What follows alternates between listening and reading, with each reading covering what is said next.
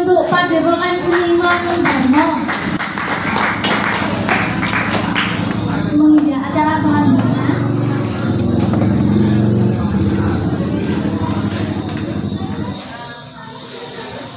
Langsung saja saya panggil Kanjeng Raden Arya Tumenggung Sutrimo Rekso Budoyo, kemudian Ki Soleh Hadi Pramono, Cak Marsan Hidayat, kalih Mas Ganjar. Ini yang mewakili anak-anak muda untuk naik ke atas panggung.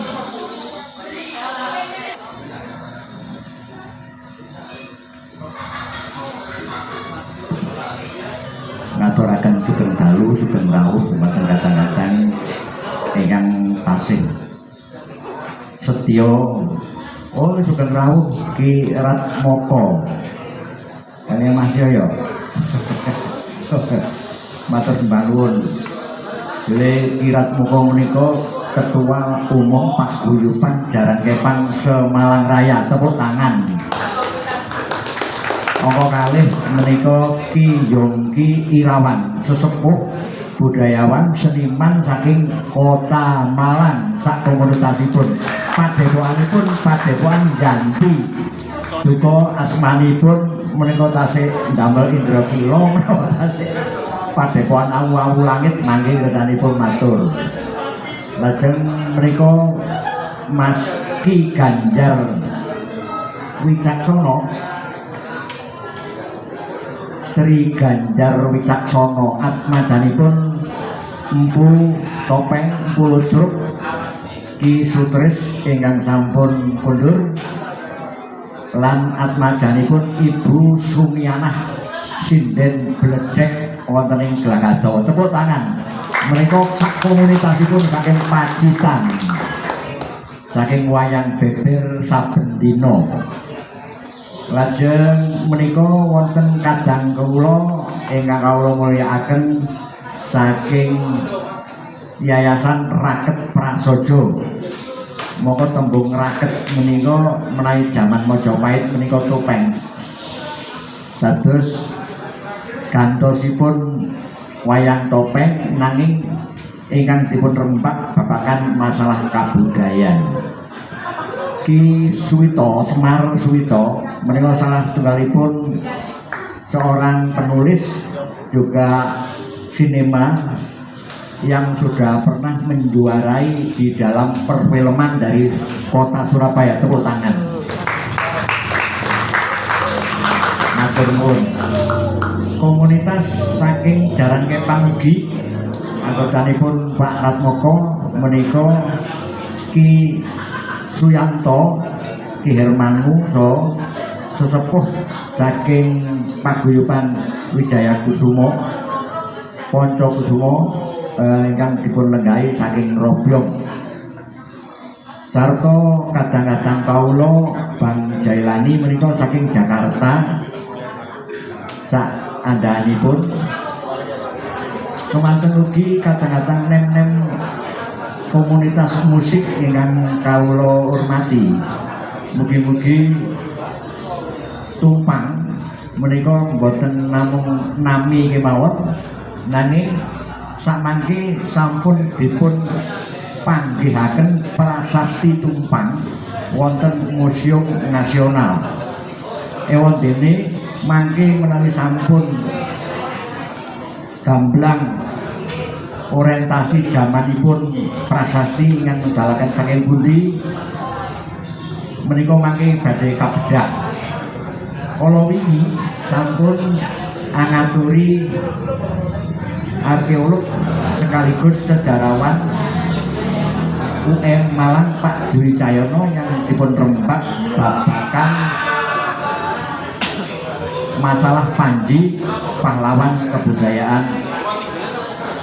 Nusantara. Senajan menika radi kirang greget nanging kondangipun sampun angsal inggih menika pangalembono saking panitia kebudayaan dunia derek Panji gelem ora gelem wong sak Nusantara hukumnya fardhu ain, semuanya harus memelihara kebudayaan Panji, termasuk wayang beber Pacitan menika mendukung Panji. Lan sedaya kemawon yang sami rawuh inggih menika wonten kadang kula yang saking Sanggar Wayang Topeng Glagatowo, Sanggar Setya Utama Sugeng Dalu, lan sedayanipun kula sami mangayu bagyo. Lajeng menika Ki Marsam Hidayat menika lurahipun Ludruk Lerok Anyar.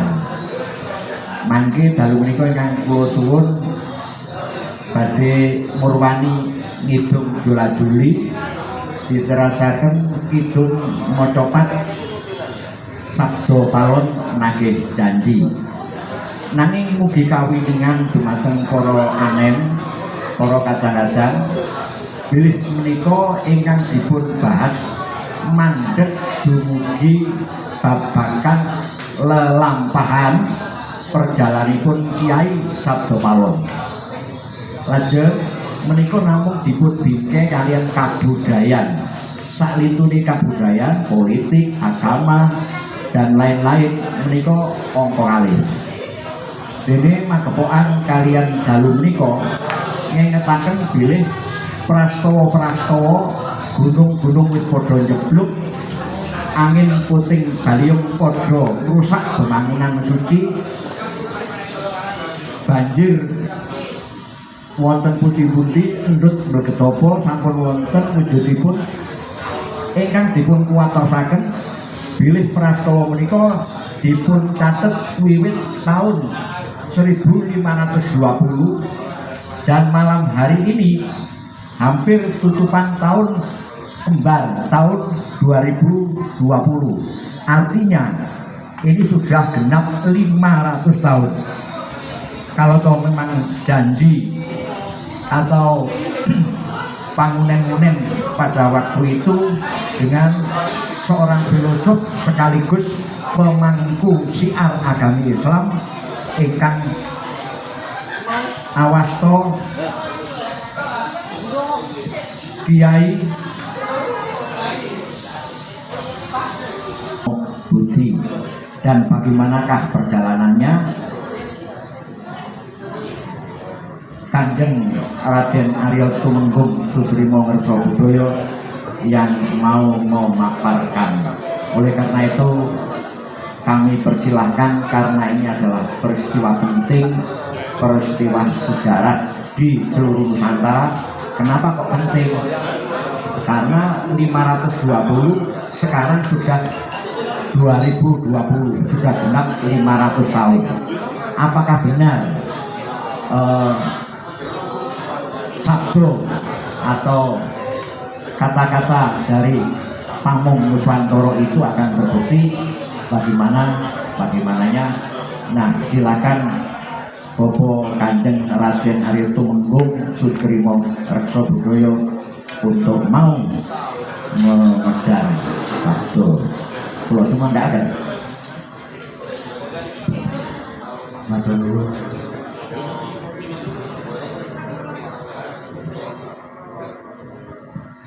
Matur nuwun. Nah, niki rada pas suarane iki atos. Matur nuwun kakang panjenenganipun Mas Soleh Adi Pramono ingkang selaku nun sewu ini bahasane kula campur mawon selaku tuan rumah dan sekaligus moderator. Para hadirin yang saya hormati, supaya terjadi interaksi, karena saya lihat tadi saya prihatin yang di sini bicara, yang belakang ngobrol sendiri. Nah, supaya ada interaksi dan malam ini kita betul-betul terjadi sarasean. Sarasean itu sorase. Ya, bagaimana sorase kalau di sini ngomong, di sana ngomong. Nah, itu Jawa ini hilang. Jawa niku nun sewu yang gelem dirungokne ya kudu gelem ngrungokne. Nun sewu saya wiwiti ngapunten salam Jawi. Kalau ngucap rahayu kula suwun yang rawuh niki mbalesi rahayu sagung dumadi. Niku janipun salam Jawi, sedamunipun banyak orang yang tidak paham ketika non sewu yang mengucapkan rahayu banyak, tapi kadang-kadang kebingungan jawabnya apa. Terus kita mengucap rahayu, ingkang bales rahayu sagung tumadi. Saya mohon ada interaksi, sinergi, buatan ngobrol karepe dhewe. Setuju? Nguwongke wong niku tatanan Jawi ngoten. Kula wiwiti, rahayu. Kirang kompak sing ngreka mendel, mriko cek cerita dhewe. Rahayu. Rahayu sagung tumadi. Matur nuwun, pun rada kompak sanajan cek sitok loro sing cerita karepe dhewe.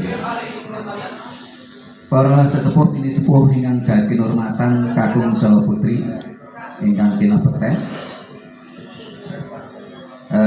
Saya diminta oleh Pak Soleh untuk babar tentang Dahyang Nuswantara Eyang Sabdo Palon. Karena mulai tahun 2008 saya mendapatkan perintah, jenengan percaya monggo, gak percaya ya ora apa-apa. Karena ini perintahnya memang saya semu spiritual. Saya harus melaksanakan ritual kebangkitan Nusantara keliling Nusantara.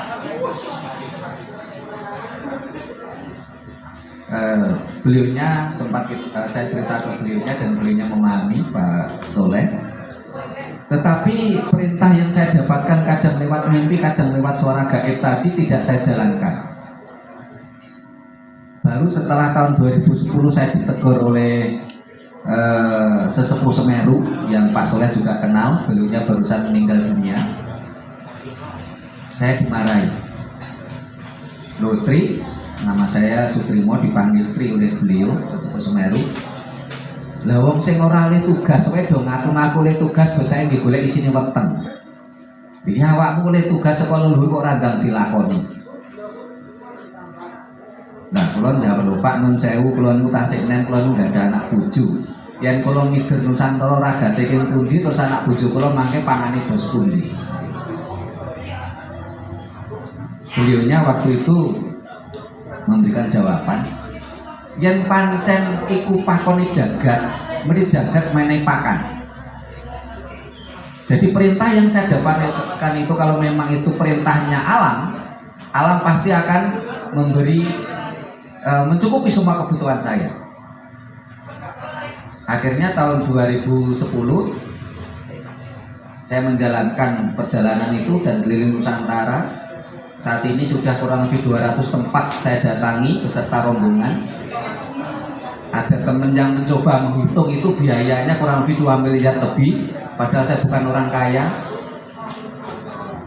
Nah itulah akhirnya Pak Soleh meminta saya babar tentang ketokohan dan perjalanan Eyang Sabdo Palon. Tetapi saya diwanti-wanti oleh sesepuh Semeru, saya tidak boleh ngaku-ngaku titisane Eyang Sabdo Palon. Saya tetaplah Sutrimo, bukan titisan Eyang Sabdo Palon, apalagi Eyang Sabdo Palon.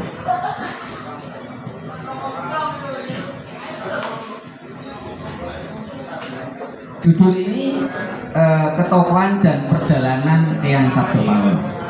Sekarang saya coba tanya ke penjenengan, penjenengan percaya enggak ketokohan Eyang Sabdo Palon itu ada atau tidak?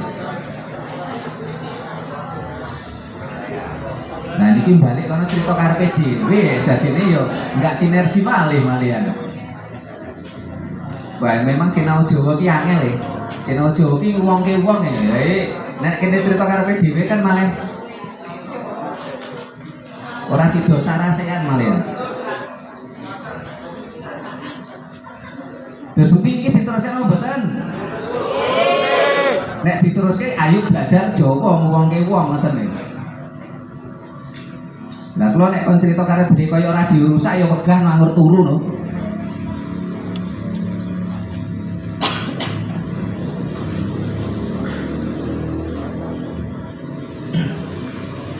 Jane kula bali malih. Panjenengan percaya mboten tentang ketokohan Eyang Sabdo Palon?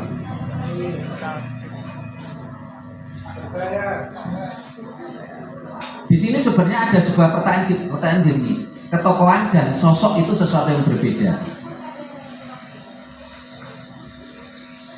Sosok yang Sabda Kolon adakah atau tidak perlu kita kaji. Tapi kalau ketokohannya banyak meyakini ada, dan saya juga meyakini ada. Karena ketokohan tentang Pamomong Nusantara ini sudah ada mulai zaman dahulu. Mulai dari zaman Mataram kuno itu sudah ada. Kalau penjenengan sempat ke Borobudur ke sana melakukan penelitian, bukan hanya sekedar cuci mata, di sana ada beberapa relik tentang tokoh Pamomong.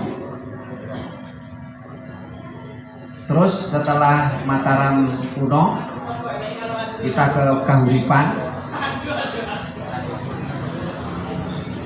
Kalau era Medan Kamelan cuma sebentar, karena Dharma Wangsa terbunuh ketika beliau pesta perkawinan Airlangga. Nah, pada masa Kahuripan pun ditokohkan Pamomong itu dalam beberapa cerita wayang ketokohannya. Setelah itu pada masa Kediri, tertulis di Babat Kediri, itu juga ada ketokohan yang Sabda Palon yang lebih dikenal dengan nama Jata dan Prasanta atau Jaludeh dan Prasanta. Dan perlu kita sambil belajar bahwasanya sastra Jawa mengenal vokal O itu setelah abad ke-14-15. Sehingga kenapa akhirnya bernama Sabda Palon Noyoginggong, karena ini sudah abad 14-15. Vokal sastra Jawa baru mengenal vokal O. Sebelum itu tidak mengenal vokal genong Sabda Palon istilahnya Jata dan Prasanta, Kertanegara, bukan Kertonegoro.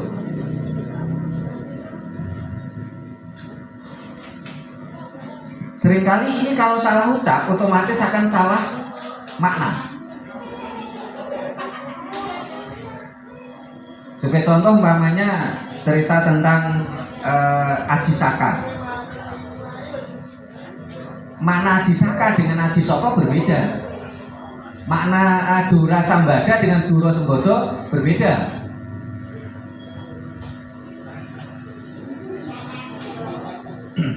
Nah itu ketokohan yang Sabda Palon memang ada. Kalau cerita yang Sabda Palon sendiri banyak ditemukan di Serat Damar Wulan.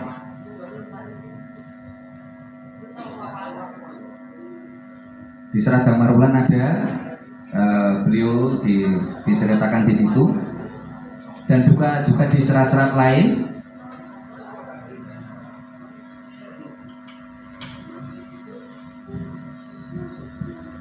Nah, pada masa akhir Majapahit ini dengan kedatangan agama Islam, memang Eyang Sabda Palon tidak istilahnya itu tidak setuju istilahnya ya bahasanya. Karena beliau menganggap agama Islam itu agama sing ora nyoto. Ini tertulis di berbagai bait syair sastra.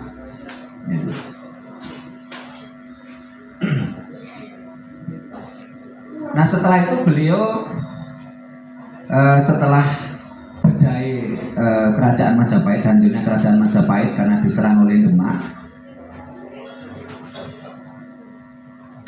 ini beliau lari ke timur bersama Eyang Prabu Brawijaya sampai di Gunung Raung. Beliau ditemui oleh Sunan Kalijogo di Gunung Raung.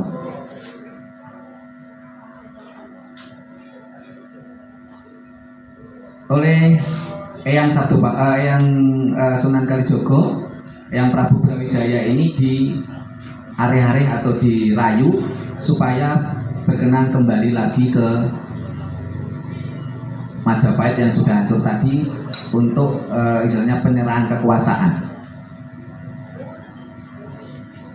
Nah, penyerahan kekuasaan dari Brawijaya ke Raden Patah ini di sebuah gua di daerah Tuban yang saat ini masih di tengah hutan. Guanya sangat sangat besar, sangat luas, bahkan bisa menampung 500 orang. Saya pernah ke sana, hanya orang-orang tertentu yang boleh masuk, kalau yang dapat izin, karena di situ memang bagi orang yang non sewu sing bingung bondo dunyo itu akan akan tergiur, karena kalau malam hari itu non sewu pating celorot. Ini nyata, ini bukan semu, bahkan saya ke sana rombongan. Karena kebetulan saya termasuk salah satu keluarga besar perhutani, saya minta izin diizinkan. Dengan catatan sepulang dari situ tidak boleh membawa satu bongkah batu pun.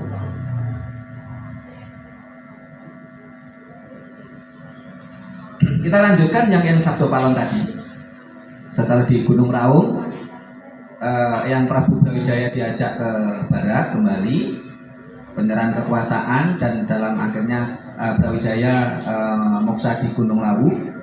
Nah, di Gunung Raung ini yang Sabdo Palon mengucapkan sumpah yang saat ini menjadi Kidung Sabdo Palon. Nah, ketika saya mendapatkan perintah tadi, saya sempat heran.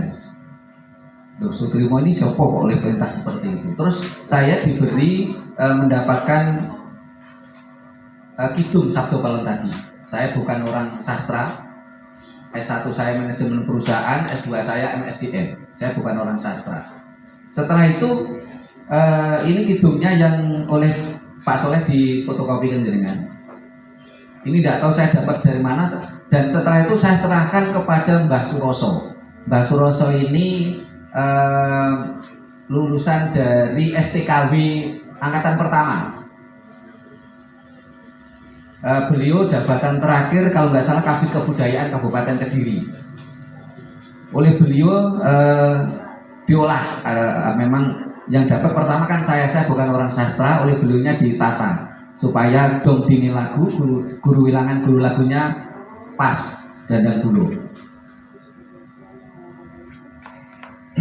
Nah, setelah dari Gunung Raung beliau mengucapkan sumpah tadi yang akhirnya menjadi Kidung Sabdo Palon dari ho sampai no, kemudian bisa dibaca sendiri. 20 podo pupuh dandang gulo.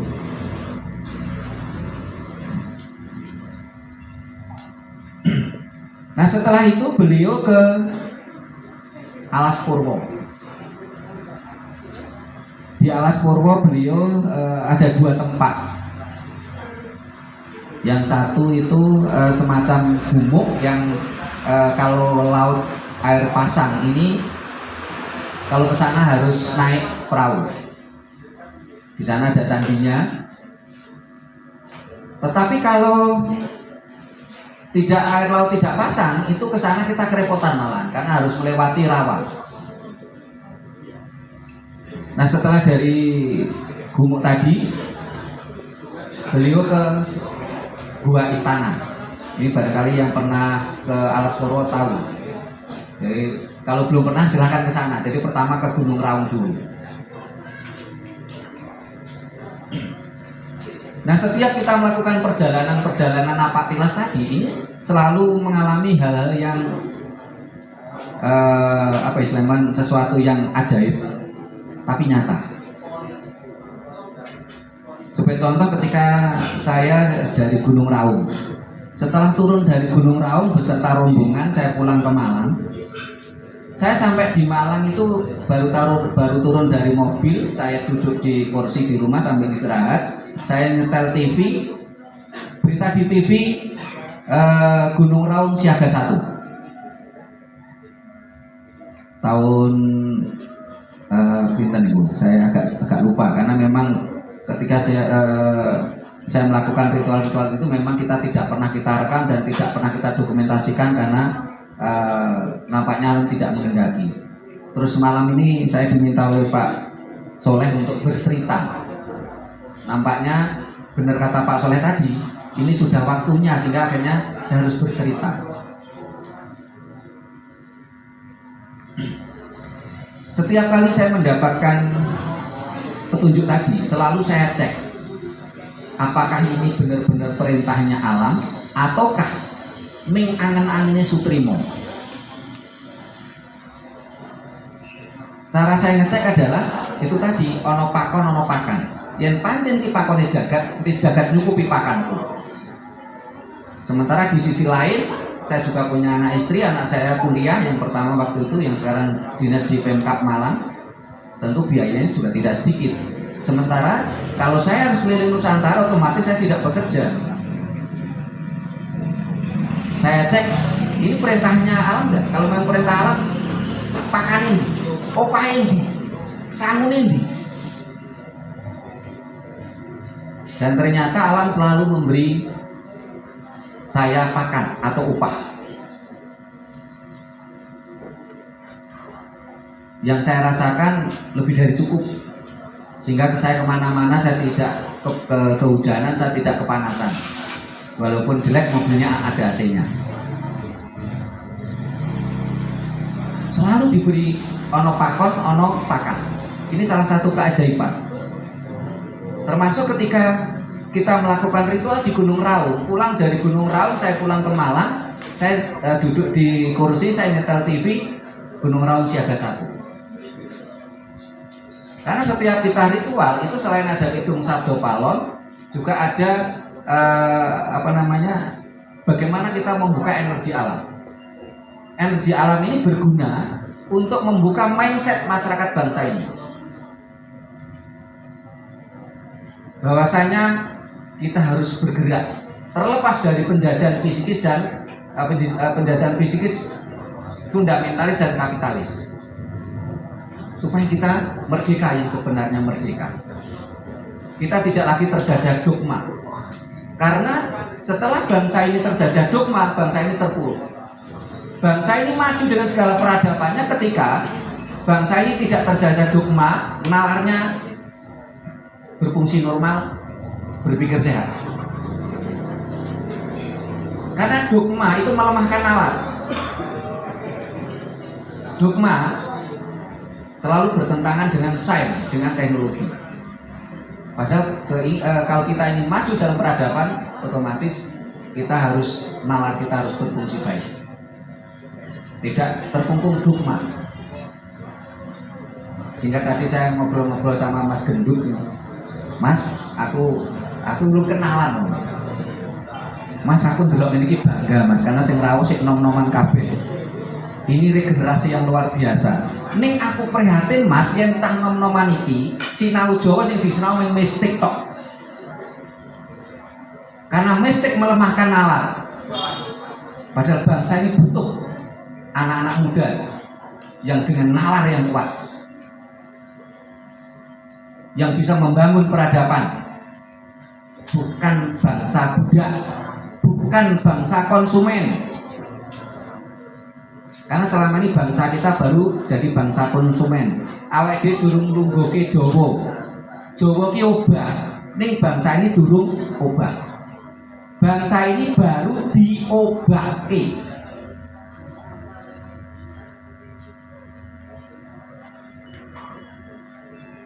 Bangsa ini kalau ingin maju ya harus kudu obah. Karena wong Jawa ngarani urip iku obah.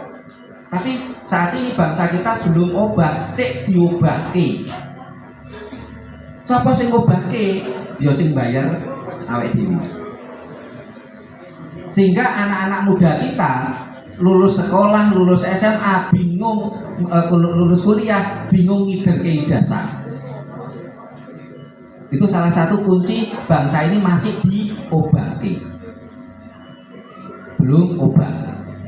Saya lanjutkan tentang perjalanan yang saya napak tilas perjalanan yang Sabdo Palon tadi. Nah di Gua Istana ini beliau cukup lama di Alas Purwo ini. Setelah itu beliau nun sewu, kalau penjenengan pernah ke Alas Purwo kan paham ya, Alas Purwo itu kan tanjung, daratan yang menjorok ke lautan, tanjung, bukan teluk. Sehingga di situ dekat dengan lautan, sehingga kalau kita ke sana itu suara ombak begitu besar karena memang laut selatan. Beliau naik naik ikan besar, yaitu namanya Suranadi. Suro niki iwak, nadi niku gede, dadi iwak sing gede. Beliau naik Suranadi menuju ke Bali. Tujuan pertama ke Pulaki. Di sana ada petilasannya yang Sabdo Palon di Pulaki. Nah, di daerah Pulaki, setelah dari Pulaki beliau ke Puncak Manik. Di sana saya pernah membaca teman menulis ya, ada semacam sisipan. Di sana beliau berganti nama Kanekamuni, tercatat di Serat Kasugatan. Nah, setelah dari Puncak Manik dengan nama Kanekamuni, di sana agak lama beliaunya. Setelah itu beliau ke Rambut Sili. Yang pernah ke Bali paham. Di Rambut Sili beliau mulai berganti nama. Berganti nama Dahyang Nirate. Setelah dari Rambut Sili beliau ke Batu Karu. Setelah Batu Karu beliau ke Tanah Lot. Setelah dari Tanah Lot ke Uluwatu. Setelah dari Uluwatu beliau ke Klungkung.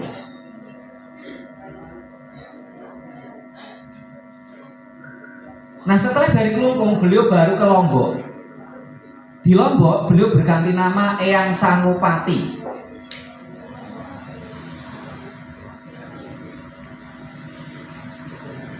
Nah, setelah dari Lombok, di Lombok beliau petilasannya ada di Gunung Sasak,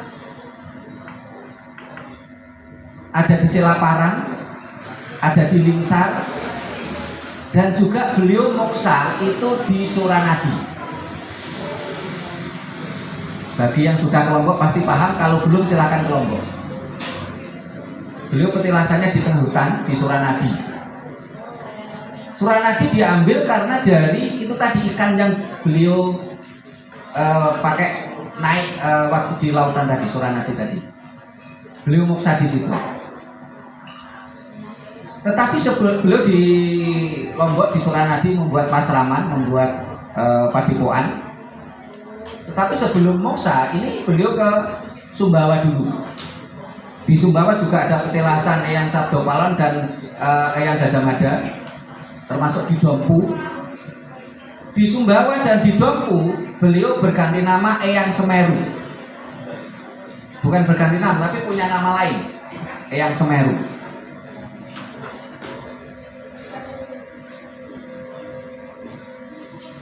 Nah, setelah dari Sumbawa, Dompu, beliau kembali ke Lombok lagi, juga ke Klungkung lagi, tapi moksanya di Suranadi. Ini perjalanan beliau, ketokohan beliau diakui. Di mana-mana ketokohan beliau diakui dan ajaran-ajaran beliau juga diakui. Ajaran yang mengharmonisasikan atau mensinergikan alam semesta, mikrokosmos, makrokosmos, jagat cilik, jagat gede. Wong Jawa ngarani serat teles. Jadi ajaran Eyang Sabdo Palon yang menurut Pak Marsam tadi disebut agama budi, itu pedomannya adalah serat teles. Serat teles itu adalah alam semesta. Serat itu kalau dalam bahasa Arab adalah kitab, serat teles itu adalah bahasa. Yang dimaksud serat teles itu adalah alam semesta. Manusia itu yo teles, nun sewu nek jenengan ora teles dudu menungso wesan. Jerangkong. Hewan, binatang itu juga basah, teles. Tumbuh-tumbuhan, wit-witan itu juga teles. Bumi juga teles. Nah, jadi serat teles ini adalah alam semesta. Jadi panduan ajaran beliau adalah serat teles. Sehingga ajaran-ajaran beliau cenderung sesuatu yang nyata, sesuatu yang rasional, sesuatu yang ilmiah. Karena konsep budaya Jawa itu kuncinya dua. Rasional, nek wong Jawa ngarani tinunalan. atau rasional. Yang kedua, kasunyatan. Kasunyatan itu bahasa lainnya adalah ilmiah akademis, bisa dibuktikan secara empiris. Sehingga siapapun yang bicara budaya Jawa kok tidak rasional, tidak ilmiah, berarti bukan budaya Jawa yang asli. Masih enak campur-campurani. Ini perjalanan beliau di Lombok, banyak juga petilasan beliau. Selain di Suranadi juga di Bayan, di Lombok Utara, terus juga di Rinjani. Nah, semua petilasan-petilasan beliau pernah saya datangi, termasuk waktu yang di Kalimantan, di Sulawesi, di Maluku, kita pernah datang ke sana. Yang saya katakan kita itu rombongan ya, karena ada beberapa tempat yang saya tidak ikut, termasuk ke Kamboja, Thailand. Kita melakukan ritual kebangkitan Nusantara ke sana. Di Kalimantan kemarin saya di beberapa tempat, termasuk ke Malaysia yang wilayah Kuching, Sarawak. Itu perjalanan yang Sabdo Palon. Nah, bagaimana dengan, benarkah, pertanyaannya, benarkah setelah 500 tahun beliau akan menagih janji? Untuk saat ini memang Sabdo Palon ketokohannya jelas, tetapi tidak berwujud sosok. Jangan berharap nanti turun dari langit sosok Sabdo Palon, tidak akan. Tapi ketokohan. Bahkan setelah kami melaksanakan ritual kebangkitan Nusantara yang pertama tahun 2010, pertama di Suranadi, Lombok, itu setelah tahun 2010 itu saya lihat itu pergerakan kebangkitan Nusantara, pencerahan-pencerahan yang dialami oleh anak bangsa luar biasa. Sebagai contoh, umpamanya di dalam Kidung Sabdo Palon mengatakan nanti akan masuk ke rakyat Tundan Dedemit. Itu setelah tahun 2010 itu kesadaran bangsa ini sudah mulai nampak. Sadar kembali ke budaya leluhur, sadar kembali ke ajaran Sabdo Palon. Mulai mereka mengkritisi dogma-dogma yang memabukkan.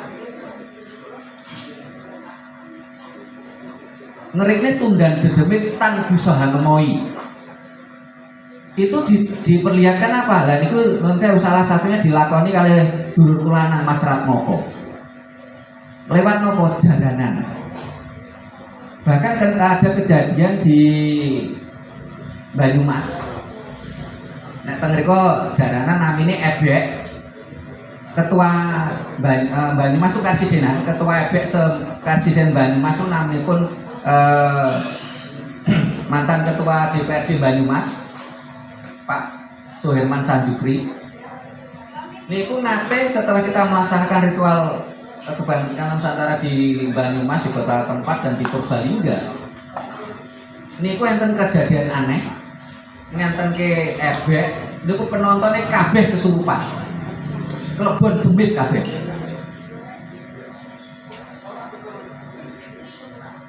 Transedital semua, trans semua. Dan saat ini nek jenengan pirsani cobi, tiap desa sing riyen mboten enten jaranan, saat ini sak desa itu enten 5, enten 3. Niku tandane yang Sabdo Palon wis rawuh. Padha kaping pinten dengan mestani Tundan Dedemit. Jangan kaos piyambak.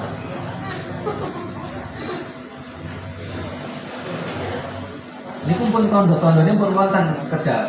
Selain enten tondo-tondo gunung jeblok, gempa bumi, ini tondo-tondo alam. nek tondo-tondo yang dilakukan manusia niku wau entenipun niku jaranan niku, dan itu seluruh Nusantara, bukan sekedar di Jawa. Nih wau kula nembe cerita kali Ito Nauli Lubis. Oh, niku cerita dhewe Ito Nauli. Nek carane Jawa wong wedok ayu niku, nek cara Batak Ito Nauli. Saya barusan bulan 2 kemarin roso dari Sumatera Barat, Riau, Sumatera Utara, di beberapa petilasan-petilasan Majapahit dan Singosari di sana. Teng daerah Rantau Prapat, lajeng Pematang Siantar, teng mriku niku kesenian mirip-mirip jaranan niku enten. Kadung dadi kesurupan, masa wong Batak ya kesurupan. Dan ini nyata, bukan jari ini.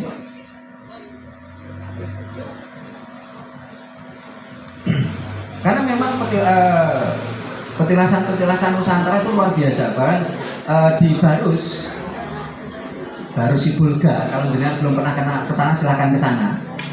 Di Barus Sibulga ini adalah merupakan pelabuhan kuno. Bahkan di dalam catatan di catatan kitabnya orang Yahudi, Raja Soleman itu pernah ke Barus. Raja-raja Mesir pernah ke Barus. Kenapa? Karena di Sumatera banyak emas.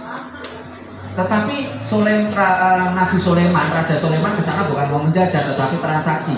Dan raja-raja di Mesir ini butuh Barus untuk mengawetkan mayat. Dan di sana ada Gunung Barus yang merupakan dan pepohonan yang istilahnya pun alami untuk mengawetkan mayat. Kalau saat ini kan kapur Barus kan sudah kimia. Saya kemarin di sana naik ke Gunung Malige di Barus. Terus kalau di Samosirnya saya naik Gunung Uluan Darat sama Gunung Pusubuhit. Dan mohon doa restunya, rencana bulan 3 besok saya diundang lagi ke Sibulga untuk deteksi di sana. Ini perjalanan yang sabda paling di sana, di mana-mana. Bahkan ketika di Kamboja dan Thailand, ini yang ke sana bukan saya. Menurut sesepuh Semeru dan istrinya, itu orang-orang Kamboja dan Thailand itu sampai detik ini masih bangga mengakui keturunan Majapahit. Karena pada waktu itu memang Majapahit tidak menjajah. Kalau Majapahit menjajah tentunya akan meninggalkan luka. Seperti halnya kita dijajah Belanda kan meninggalkan luka. Sehingga bangsa ini merasa sakit kalau teringat penjajahan Belanda. Kita tidak akan bangga mengatakan, oh kita bekas penjajahan Belanda, tidak akan bangga. Tapi di Kamboja, di Thailand, bahkan di Malaysia, di Filipina, ini mengakui bekas wilayah Majapahit, Nusantara. Bahkan saya mendapatkan catatan bahwasanya pasukan elit Filipina ini sampai detik ini yang dipelajari adalah silat asli Jawa, yang waktu itu yang mengajarkan adalah Pangeran Mahesa Arima atau Kebu Anabra.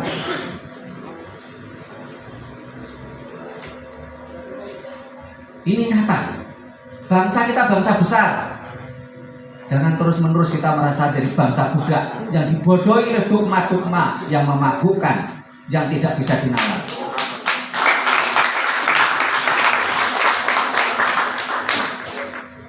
Rasane isin kula jenengani wong Malang. Kita punya leluhur Mahesa Arima, Kebu Anabra. Saat ini kita diperbudak oleh dogma-dogma yang memabukkan.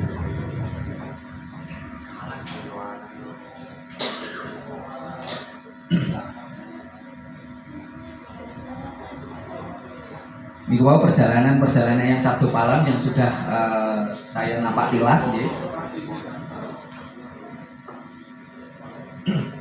Kalau nek menceritakan keajaibannya Nun Sewu banyak sekali, nggak akan selesai diceritakan semalam karena 200 tempat dan setiap tempat selalu ada keajaiban. Tetapi keijaban tadi, kalau saya disuruh mengulangi, belum tentu bisa. Dan saya yakin tidak bisa gitu aja. Sebagai contoh gini, ketika saya naik Gunung Uluan Darat dan Gunung Pusuk Buit di Samosir. Tadi saya sudah sempat cerita ke itu Nauli dan Pak Yongki. Ketika kita mau naik Gunung Uluan Darat, Nun sewu Bapak Ibu, yang jenengan nate minggah Semeru atau minggah Gunung Arjuna, sik penak. Penake napa? Nun sewu kula cerita sak ampun ngalami. Munggah Gunung Arjuna niku enten napa dalan sing wis temoto. Pasok kadang berangkang. Sing teng niku sing badhe minggah teng yang Semar kan berangkang soalnya sampinge jurang. Ning sik penak. Nah, munggah Gunung Uluan Darat niku hutannya masih hutan perawan. Saya bawa Nun sewu orang Batak yang saya suruh Nun sewu dadi penunjuk jalan sambil membawa nopo parang.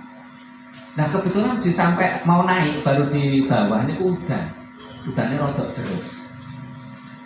Nah kula niku kok ndelalah niku ya mingiseng mawon jane ora ngerti apa carane. Kula niku mbakar dupa 5 kula dongani kula tancepi. Lah niku mboten sida udan nganti. Nah, saya waktu itu naik jam 8-9 pagi sampai di atas sore turun malam sampai bawah lagi itu jam tengah malam. Ini aku betul udan. Nah, tiang-tiang Batak nanti bingung. Yang baik nek pulau Pak D, ajari saya Pak D. Wah Pak D sakti, bisa nggak hujan. Itu bahasanya mantranya doanya pakai bahasa Jawa ya Pak D. Terus saya jawab, memang ada Tuhan bahasa Jawa. Tidak ada Tuhan berbahasa Jawa, tidak ada Tuhan berbahasa Arab. Tidak ada Tuhan berbahasa Cina. Sing duwe basa niku menungso. Nah, terus gimana Pak D? Ya, berdoalah dengan bahasa ibu kamu. Kamu orang Batak ya, doa aja pakai bahasa Batak.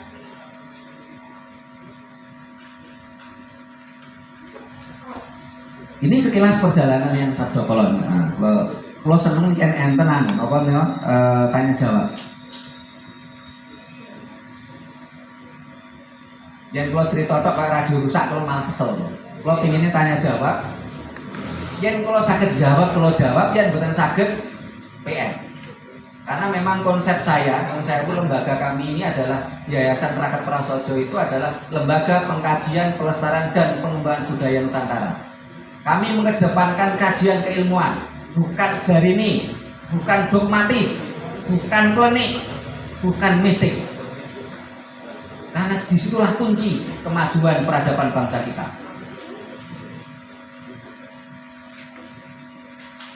Sehingga nanti saya mengedepankan sesuatu yang rasional, ilmiah. Yen iso jawab, yen ora iso jawab. Dong niki kan sarasean kan sorase kan mboten kedah kula tok sing jawab.